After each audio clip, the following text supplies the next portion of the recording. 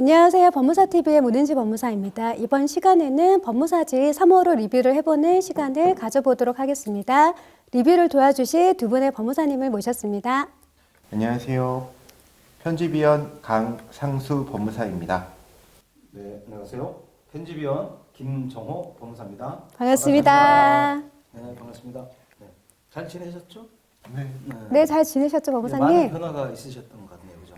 많은 변화는 없었는데 법무사님이 많이... 되게 많이 변했어요. 자리가 바뀌고는 매일 맞아. 찾아요. 맞네. 그 주말에는 뭐 하셨어요? 저 이번 주말에요. 네, 사무실 나왔습니다. 사무실 가셨어요? 네. 일이 많으신 거 봐요, 아니 법무사님. 사무실에서 쉬려고. 우리 법무사님 뭐 하셨어요? 저는 자녀와 시간을 보냈습니다. 아직 아기가 어리니까. 애기가 되게 어려서. 이 말이 이해가 돼. 사무실이 휴식 공간인데. 그렇죠. 어디 그 법무사님은 뭐 저는 사실은 이제 등산을 좀 다녀왔어요. 저는 사실 등산을 별로 좋아하지 않는데 억지로 끌려가서 아차산 정상까지 올라갔다 왔습니다. 우리 그 산악회 산악회는 아니고 지인한테 끌려가가지고요. 달에는 테니스. 네. 이번에는 등산.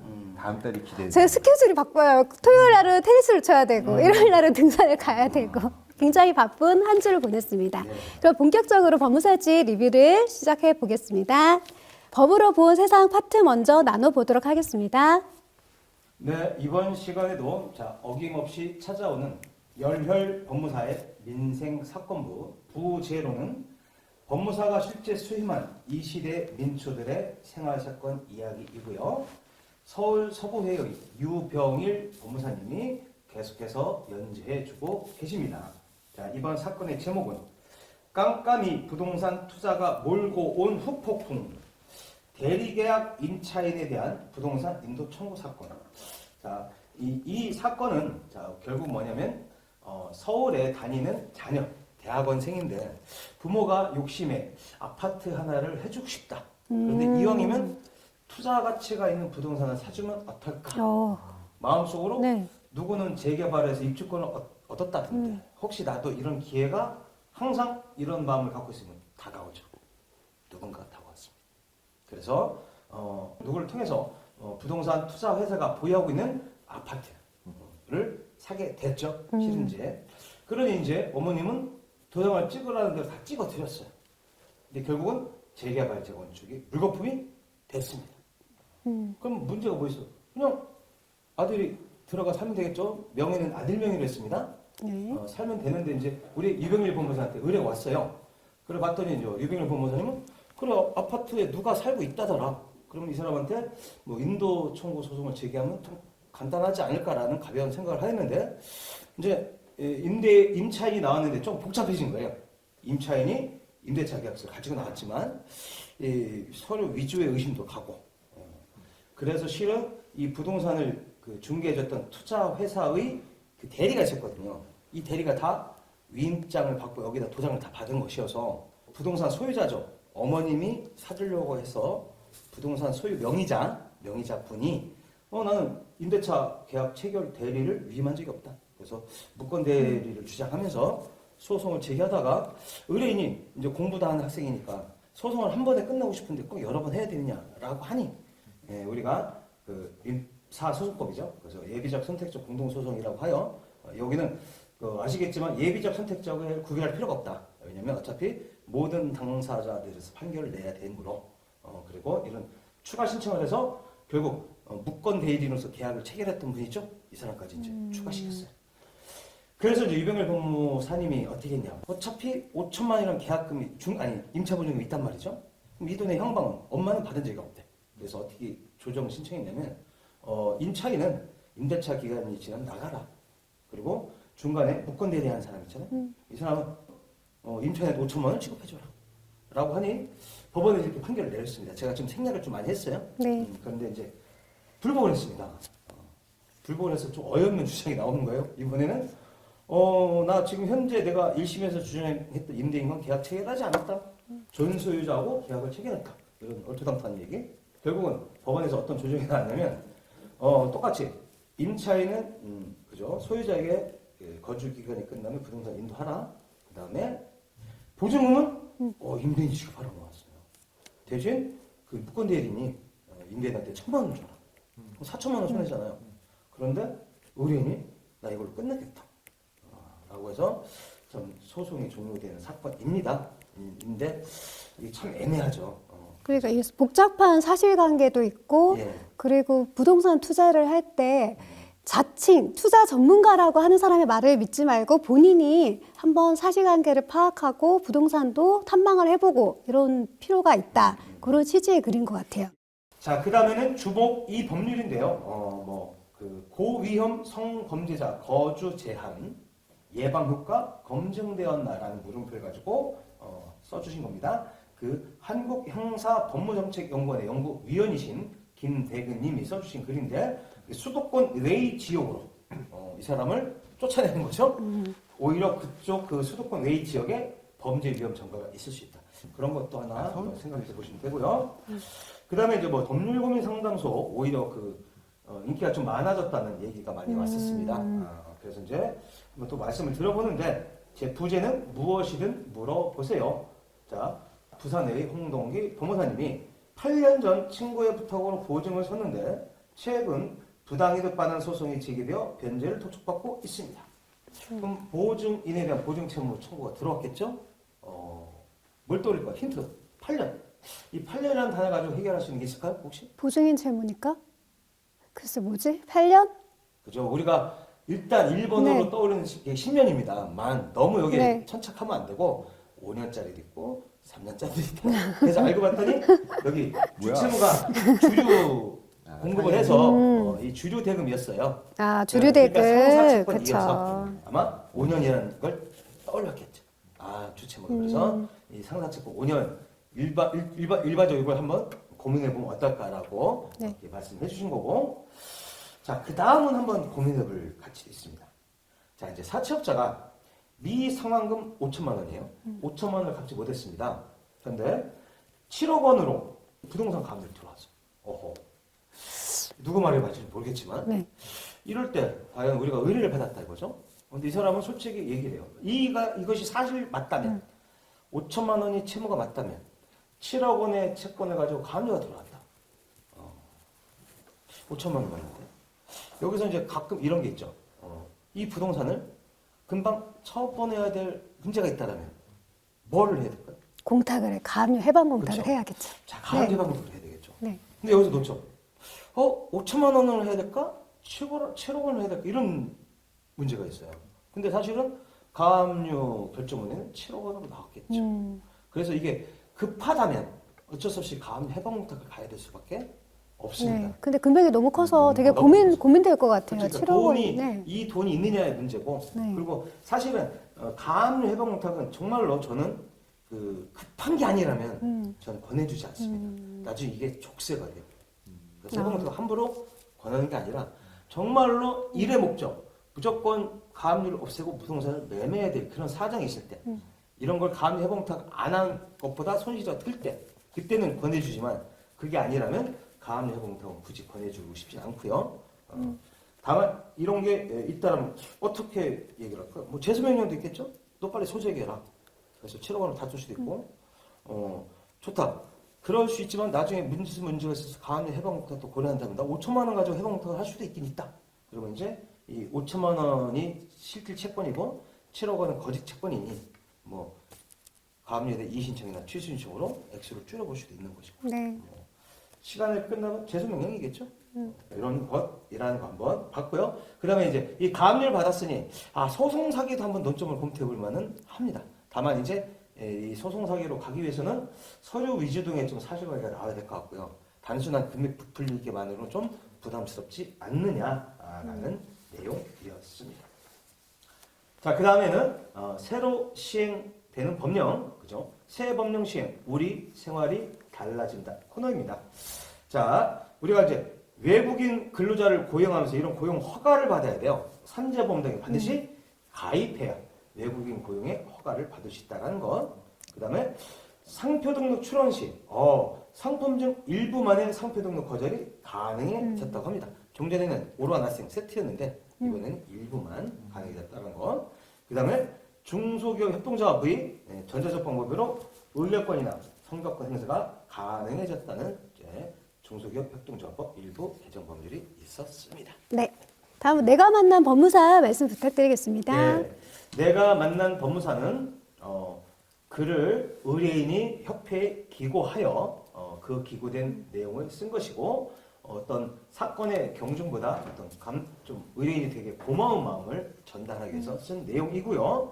이번에 내가 만난 법무사의 주인공은 우리 편집위원이신 인천의 장태현 법무사님이 선정되었습니다. 와. 자, 제목이 뭐냐면 지자체가 무상 사용한 토지 소송으로 보상받다인데 보죠. 의뢰인은 자 수도권에 보유한 지 20년 된 토지가 있는데 그 지목은 탑. 그러나 아스팔트로 포장되어 도로로 사용 중에 있대요. 아스팔트로 포장되어 있다는 건 벌써 지자체가 도로로 사용하고 지자체가 사용했던 얘기니까 이것을 수용하고 보상해 줘야 될 것입니다. 그래서 문의했죠. 그랬더니 뭐라고 그래요? 보상 계획도 없다. 매수 계획도 없다. 이런 소송을 들으면 우리가 거의 다 승소하다라고 하니 그 다급한 마음에 우리 장태현 법무사님한테 어떤 사건을 맡겼었고 그때 너무 일처리를 잘해 주시니 이 일도 깔끔하게 처리해 주실 것 같아서 다시 또 의뢰했습니다. 그래서 장태현 법무사님이 뭐라고 했을까요?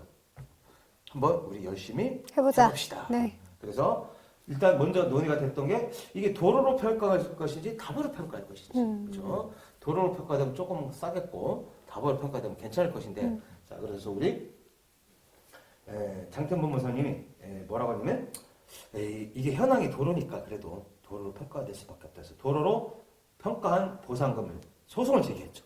결국 승소해서 돈을 도로로 평가된 금액을 지급받는 걸로 판결이 나왔고 20년간 소관이 했다 재산권 행사에서 보상을 받았다는 거에 대해서 정말 발천이가 쏙 빠진 느낌이었다는 것을 말씀드리고 싶습니다. 네. 다음은 법무사 시시각각 파트 말씀 부탁드리겠습니다. 전세 사기 피해가 계속해서 늘어나고 있고 이 피해가 갈수록 커지고 있습니다. 올해만 피해 금액이 2조 원이 넘어설 것으로 보여지고 내년에도 그 피해 금액이 계속해서 늘어날 것으로 보여집니다. 정부에서는 피해 방지를 하고 피해를 입은 세입자들을 위한 대책이 계속해서 나오고 있는데요. 서울중앙의 박군수 법무사님께서 2월 2일 정부 부처 합동 피해 대책에 대한 의견을 개진해 주시고 앞으로의 개선 과제에 대한 글을 기고해 주셨습니다. 전세 사기가 발생하게 된 가장 큰 원인을 세 가지로 밝혔습니다. 첫 번째, 시세 대비 100%의 전세 보증보험 가입, 두 번째, 깜깜이 정보, 세 번째, 일부 자격사들이 단순 가담이 아닌 적극적 가담으로 이 피해가 커지고 있다고 보고 왔습니다. 이에 따라서 정부는 전세 보증 비율을 90%로 낮추고 안심전세 앱 그리고 선순위 근저당권 설정 금지 등의 대응 방안에 대해서 제시했는데요. 우리 박군수 법무사님께서는 다세대 주택, 빌라 등 전세가율의 90%를 보증을 한다는 것은 위험이 상존하기 때문에 전세 보증 비율을 80%로 낮추고 많은 전문 자격사들의 윤리의식 제고가 뒤따라야 한다고 제언해 주셨습니다. 최근 가장 이슈가 되고 있는 게 바로 챗 GPT입니다. 챗 GPT의 저자이시자 상상 텃밭의 CTO이자 CBO이신 반병현님께서 챗 GPT와 관련된 글을 기고해 주셨습니다. 구 페이스북, 현 메타에서 갈락티카가 나온 지 13일 만에 제작돼서 발표된 게 챗 GPT인데 이 챗 GPT의 작동 원리, 챗 GPT의 부작용, 여기서 말하는 부작용은 만물 박사의 출연이었습니다. 미국 변호사 시험, 의사 시험, MBA까지 모두 통과되어지게 됐는데 멀리만 느껴졌던 AI 시대가 바로 눈앞에 다가온 것을 경험할 수 있었습니다. 이 AI 시대에 맞춰서 우리 사법제도의 변화, 법무사 제도의 위기이냐 기회이냐에 관련된 글뿐만 아니라 챗 GPT를 어떻게 활용해야 되는지에 대한 글을 기고해 주셨는데 여기서는 AI를 어떻게 길들이고 그리고 AI를 통해서 내가 원하는 정보를 빨리 찾고 AI가 답한 내용에 대해서 이 답이 옳은지 틀린지 빨리 판단하는 자만이 이 AI 시대에 대체되지 않고 AI와 공존하면서 다른 이보다 더 많은 산업 결과물을 발생하게 될 거라고 말씀해 주고 계십니다. 한국노동연구원 연구위원이신 기련종 박사님께서 사회적 기업에 관한 글을 기고해 주셨습니다. 사회적 기업은 일반 영리법인과 좀 달리 영리 플러스 사회적 가치를 사명으로 하는 특수한 조직체입니다. 최근 정부 정책에 큰 변화 기조가 발생하였고 이 기조가 뭐냐 하면 바로 사회적 기업의 인증제를 등록제로 전환하는 내용입니다.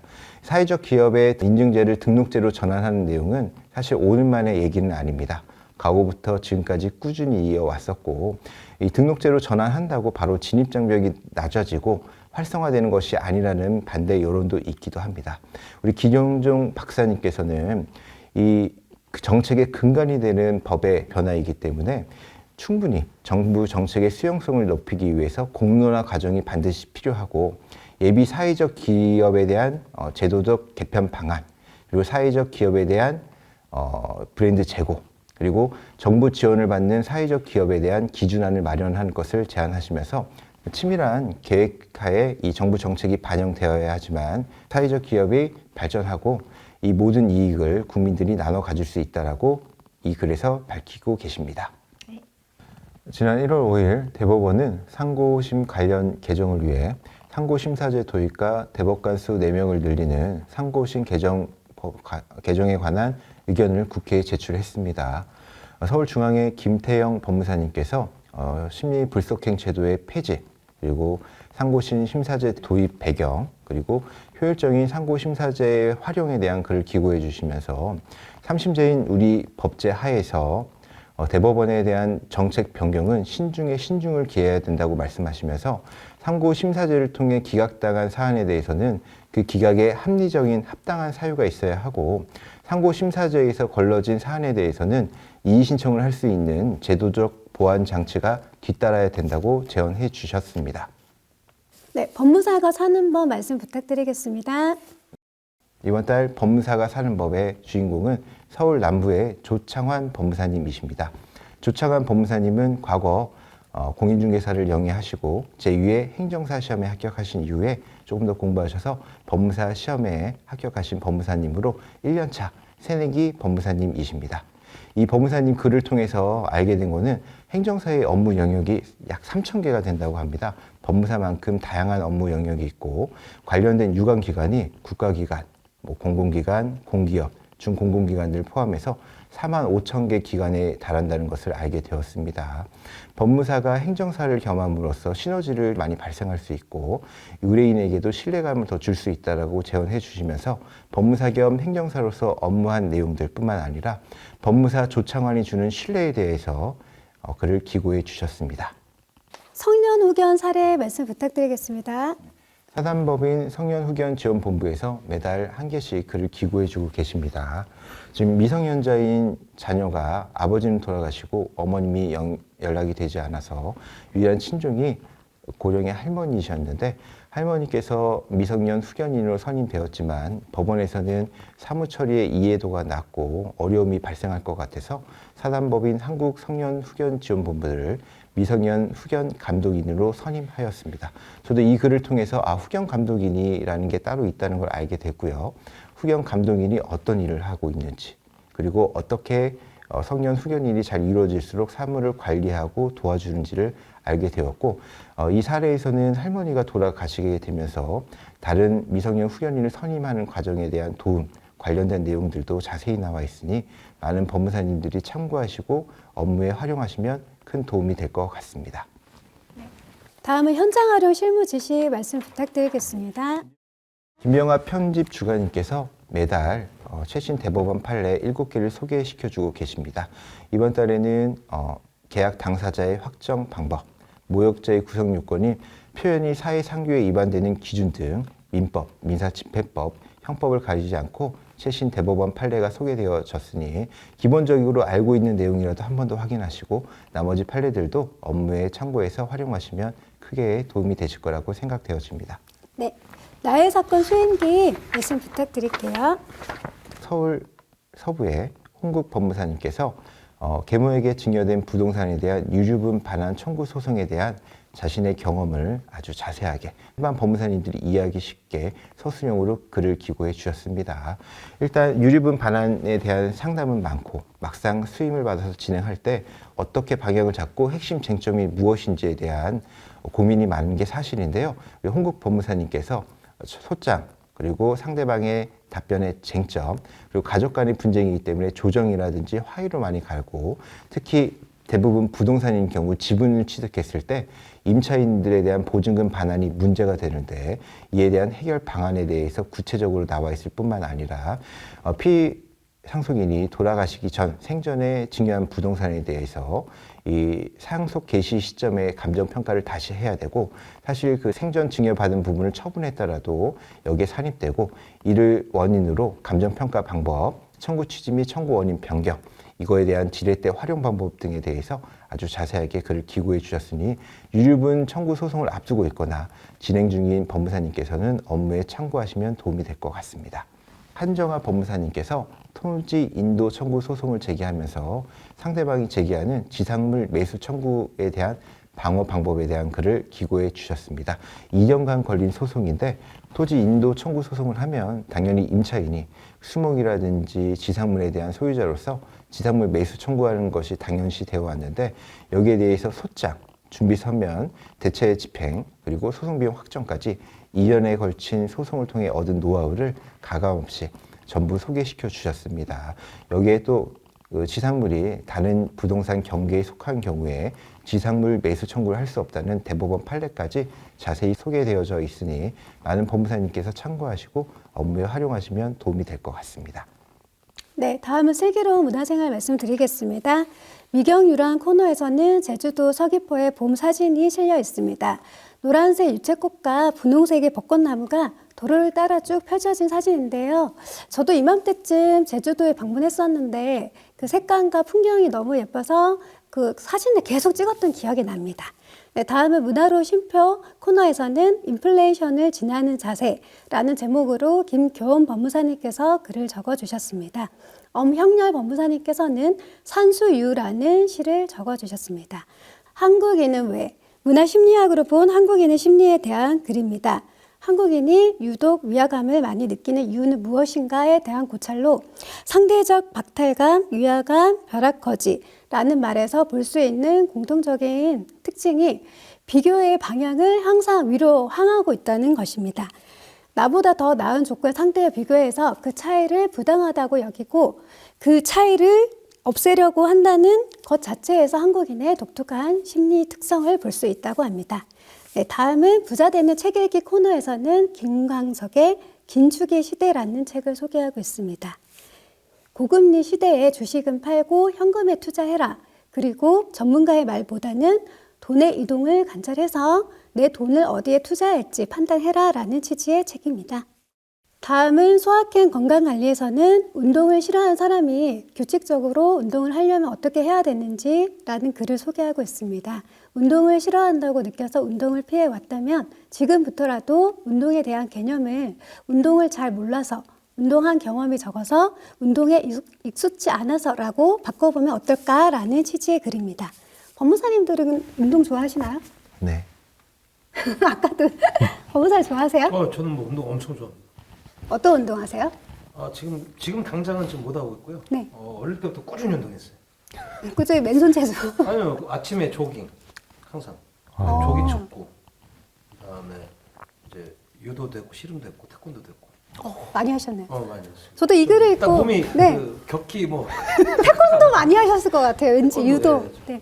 저도 이 글을 읽고 좀 동감이 많이 갔었는데 저도 운동을 좀 별로 좋아하지 않은 사람 중에 한 명이었어요. 그래서 헬스장을 등록을 해도 한 10번 갈까 말까 했었는데 VIP. 이제 컴퓨터도 많이 하고 운전도 많이 하다 보니까 거북목과 허리 통증이 좀 심해서 이래서는 안 되겠다 싶어서 필라테스를 하기 시작했어요. 그러면서 몸이 좀 좋아지기 시작하니까 그때부터 운동을 좀 규칙적으로 했던 것 같습니다.